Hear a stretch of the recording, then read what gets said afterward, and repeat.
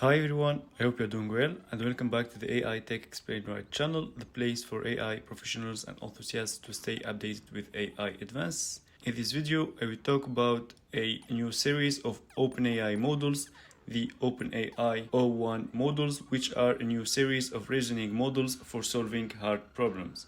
These new series are designed to spend more time thinking before they respond. They can reason through complex tasks and solve harder problems than previous models in science, coding, and math. To do so, these models were trained to spend more time in thinking through problems before they respond, like what a human being would do. More specifically, through training, the models learn how to refine their thinking process, try different strategies, and recognize their mistakes. Authors mention that in their tests, the next model update performs similarly to a PhD student on challenging benchmark tasks in physics, chemistry, and biology.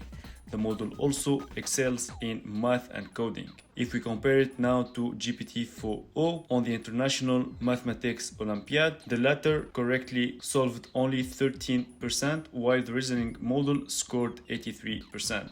This is a huge improvement, guys.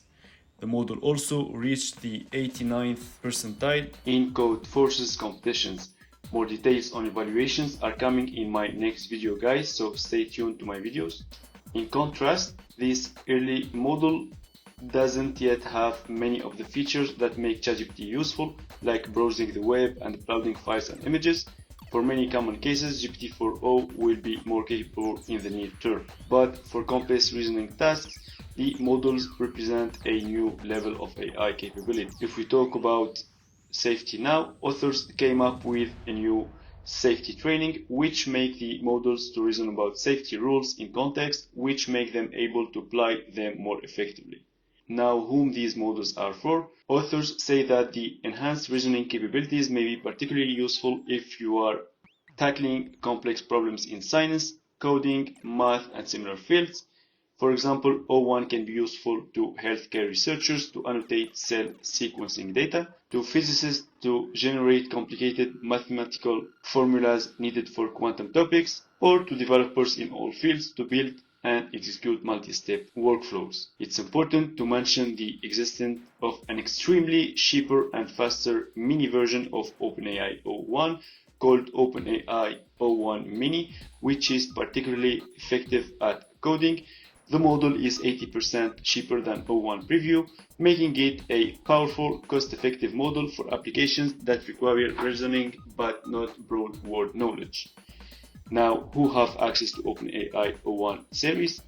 ChatGPT Plus and team users will have access in ChatGPT for both O1 Preview and O1 Mini. Weekly rate limits are different though depending on which model is used. ChatGPT Enterprise and Edu users have access as well, and the developers who qualify for the API users shapefile. The API for these models currently doesn't include function calling, streaming, support for system messages, and other features. Now, in next steps, browsing features will be added along with file and image uploading and other features to make them more useful to everyone. This is it, guys, for introducing the OpenAI O1 series. Thanks for watching. In the next video, I will give more details on models evaluations and its comparison with other models. I hope you like the video. Don't hesitate to put thumbs up if it's the case, and please don't forget to subscribe to the channel to have more videos like this one. Don't hesitate to put a comment if you need more details on any concept about which I talked so far, and see you next time.